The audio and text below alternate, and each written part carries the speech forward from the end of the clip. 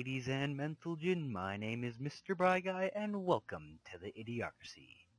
Today, we will be taking a look not at this dock, but my Dwarvern Kingdome. Now, the first stop on this tour won't be this dock. It's going to be small huts over here. So, the first hut we see is a farmer's hut, where he's got some wheat, potatoes, and carrots growing right now. And over the small tree line, we have a lumberjack's hut here. He's got some freshly cut oak logs. And inside he's just got a bed, crafting table, chest, furnace, and some light. And that's it for these two small huts. Next, we have the dock. So there are 4 docks, and right now there's 2 cargo ships.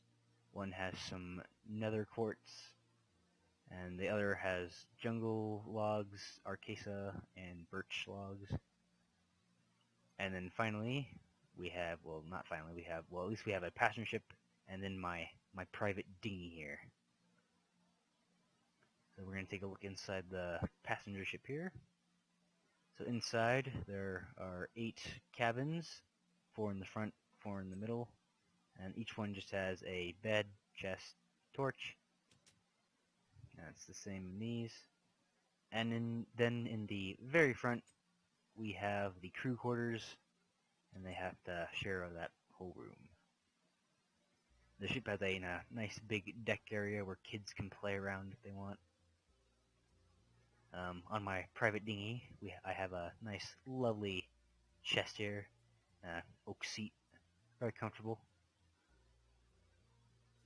Now on the cargo ship here, we'll take a look at this one. Within there's just a bunch of chests in general, and then the mast, and then that one's just a little smaller. And that's it for down here. So now we can actually go into the kingdom. So we have this nice entrance hallway. Well, it's kind of a tunnel. Well, yeah, this is an entrance tunnel. The actual entrance hallway section is right here. So you can see this looks very nice. I tried to use lava to light up as much of the place as I could because, kind of seemed fitting. And I mean, look how nice it makes this look. I mean, look at that. It's beautiful. So here we actually have the town now. Off to our right we have the actual main keep here, but we'll save that for last. So here we have the town square slash shopping area. We have a food stand where the farmer will sell his food, blocks, maybe this is where you can buy some books, ink, paper, general other things that aren't listed around. Here we have some weapons seller, a decoration person, and an armor, so swords, maybe a extra pickaxe or shovel. And then in the center we just have this fountain. So you can see we have a whole bunch of houses here. Each one's pretty much the same. Beds, and, that, and a table. And each one I tried to make a little different. So most of them have, a big double bed for parents and a single bed for a child. And some have just 2, maybe for a couple or some roommates. And then others just have 1 for a bachelor. Probably I'd be living in one of these single person ones. Now, way over here, we have some double-decker houses here. So we have a lower house, and then there's an upper house. Again, all of them pretty much have the same exact thing in them. The crafting table, furnace, storage, and the beds, and a small table, or desk area.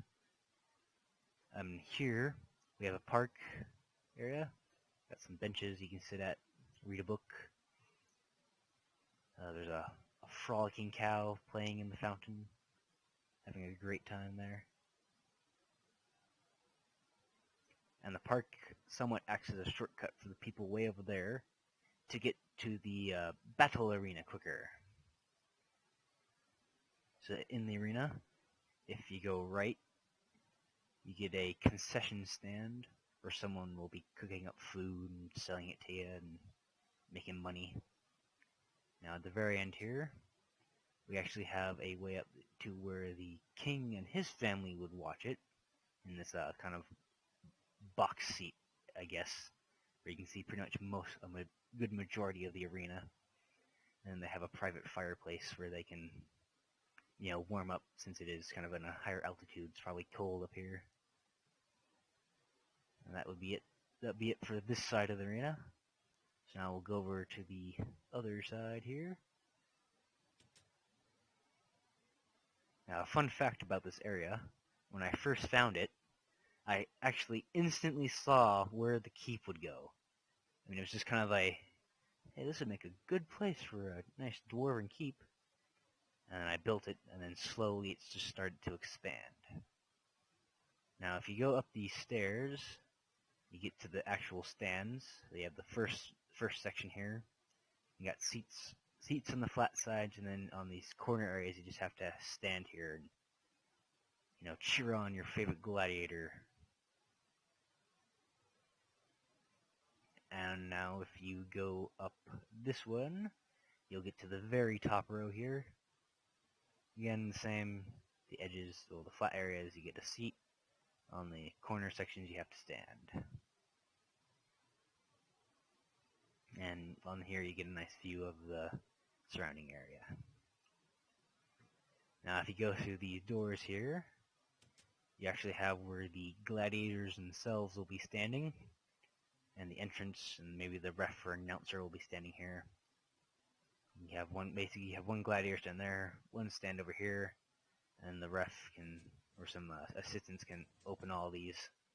And the announcer guy can come out and give a "Welcome to the gladiatorial arena," and, do a whole spiel. And the gladiators can come out and he can introduce them, like, in this corner, and blah, blah, blah, in this corner, we have blah, blah, blah.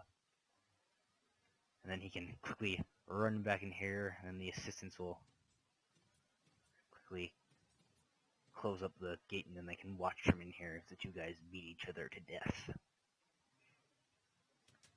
And that is going to be it for our arena. Now, I use those sea lantern blocks as decoration, as well as using them as a light source to light up the arena at night. Because these kind of stadium light style ones, don't have enough brightness to reach the center. And it's nice and bright in there so you can actually see the two guys if you have a night battle going on, like would be like right now if you had one.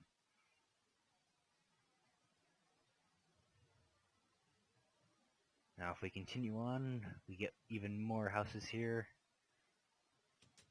Again, same old. Ooh, this one doesn't have a light in it. Might have to come back for that one.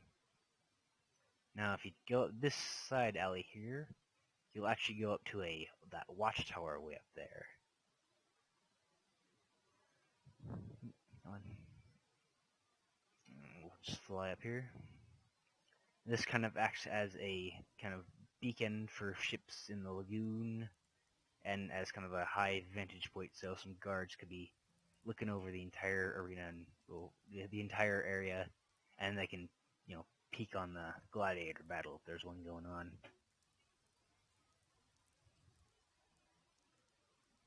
Now, because you can't jump through here, we're going to have to take the long way down, guys.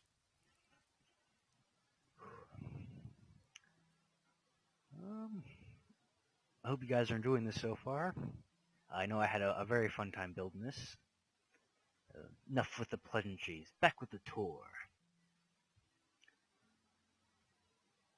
So as we come through here, again, we just have a bunch more houses. I got a private street here. Again, same thing in all these. Now if you go up this way and take this turn, this will take you to the police station / armory area. And this door is slowly disappearing. I do not know why. Alright. Okay, so if we come through here, we have this nice big bright lit up room with the lava pillars, a nice big wall, and a desk where you can talk to a person, the head chief or whatever, and you can deal with whatever you have to deal with. Like, this guy stole this from me, and they're gonna be like, no, I didn't, and you know, that whole stuff. And then through here, we have all the armor. Just five rows of just 100% pure Dwarvern iron mined right out of their own mountain. And above it you have an area where guys can store their swords or extra armor pieces.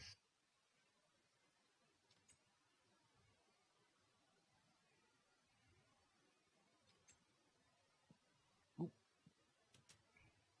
And that's going to be it for the armory / police station. And now we'll actually get into the keep. Now, the cool thing I like about this is from back here, it looks like it has this giant, massive door in front of it, but when in reality, it's just that tiny little one. And we got these two statues here, these dwarves and their war hammers. Dang it, it's always raining here, and I don't know why. Their hammers actually act as little light posts here for the walkway. And something I really like about this, I mean, this is, you gotta look at this, guys. I mean, look at this. This is amazing. And I've put a lot of detail into this wall. And I just like how it looks like it's really, really tough and supported, because they have the base layer, and you have the supporting pillars, and then you have these thicker supporting pillars, and then you got these cross beams. So it looks like it's one sturdy wall you're not getting through. And then you have these two guardian dwarves here, kind of saying, better not cause any trouble. Now, I'll admit, this did take a little inspiration from Erebor in The Hobbit, with the two statues. But I mean, look, it looks amazing here. It looked amazing in the movie too. So now if we actually go in, we are greeted with the throne room. You can see at the pillars here, no pillar. And above there's a giant emerald, gold, and lapis warhammer. And there's a lapis and gold checkered pattern leading up to the throne.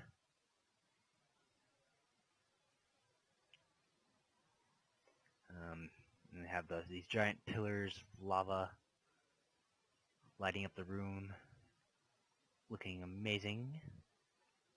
Now if we go up this way, we'll actually go up onto the wall.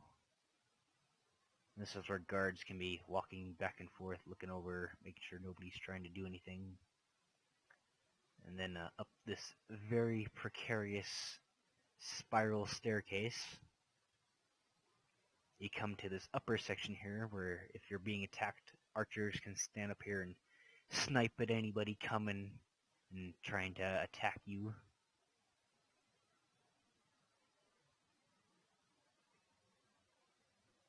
Again, just a nice look at these pillars. The next stop is going to be the king's family's quarters where they live. And I completely overlooked the elevator system I have here, and then the emergency ladder.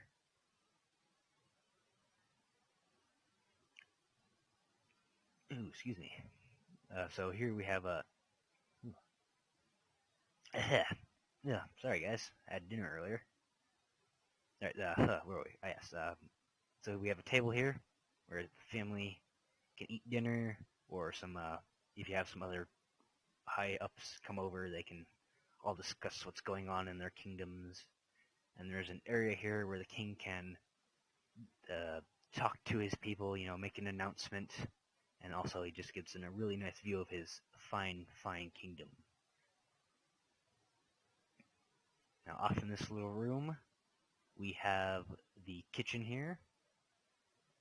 Now, people that man the kitchen, or the kind of servants for the king, live behind the kitchen at a table, and then back here is where their kid and them actually sleep. Oh, they have a closet. And then, this is kind of tucked off back in a way where they can't really see it, so King's family and their family don't really have to interact. In here is the actual king's room, and he and his wife, king and queen, sleep desk, their closet, and then the king's armor of pure diamond and armor, and then a butter helmet to show he's the king. And then down this hallway we have the kids' rooms. So they're separated. Still can't walk through doors. And that is it for the king's room. Geronimo! The next stop is going to be this giant vault door where all the gold is kept. Oop. So I can see we come in and we're just greeted with the glorious sight of gold. Gold as far as the eye can see. All shiny and sparkling, a giant big pile in the center. All the gold blocks a dwarf could dream of. Alright. Now you're probably wondering, where did they get all that gold? Well, I'll show you. Oop. They got it from this giant hole in the ground. Oop. Way down there. And you see we've got another elevator system here. Now through here is an emergency exit, but you can see it's blocked off, hidden. So if you have to quickly escape, you have to dig your way out to freedom. This way, no one can find that secret back entrance. And see, carts will get pushed off here. Carts filled with ore will come in the center, and then empty carts come out the side and just quickly get pushed straight onto the elevator, and they'll go down, and another full cart will come up. And then we have some lights here, and then the last stop will be the forge area. And here's some emergency cart storage, along with right behind the giant furnaces. And then here's this kind of a crafting area. So you can see there's a little slit in each one. That slit will be opened. It'll pour out. Then the dwarf will maybe have a cast or something in here, so he'll take that out, put it onto the anvil, hammer away on it, put it into the furnace, and if he has to quickly craft a tool or something, he can, and he can continue to do that. And there's 1, 2, 3, 4, 5 stations here. And then you can see the 5 giant buckets. This one's getting filled up. Looks like this one's getting ready to be put down. That one's heating up. And then these two down here are all melted and ready to be poured out into the casts of whatever they're going to be. And yeah, just each workstation is the same. There's a little light above it. You see they have to push it around and up this, and then as they come by, whichever one's, empty, they just twist the cart sideways in and dump it in, and then push it down. It comes down here around this spiral side, and there's a little guy that will be standing in the corner, changing which direction the cart's going to go. And that will come back out and down into the mine shaft. Way down there. It looks like the cave's starting to collapse in here. And that's going to be it for this episode, guys. So I'm just going to give some quick information about the next few episodes that will be coming out. Until I get something else built in Minecraft, I'm not going to have any more Minecraft show-offs or spotlights, whatever you want to call them. So the next episodes that will be coming out are either going to be Team Fortress 2 or a new game I got, which is Guns of Icarus. So that's going to be fun. No Robocraft, because Robocraft's acting up for me right now. It's not really working. So actually, for those of you who are watching, I want you to go into the comments and vote for what you want. Do you want Team Fortress 2, or do you want Guns of Icarus? Both of which I'm going to be playing with my friend, so you guys will finally get to meet him. That will be really cool. And yeah, so please vote on that. If you do watch this, please, I ask you. And hopefully Robocraft will get fixed soon so we can play that as well, me and my friend. And that's going to be it for this episode, guys. So please like and subscribe, so that way I can see you, yes, you, in the next episode. Goodbye!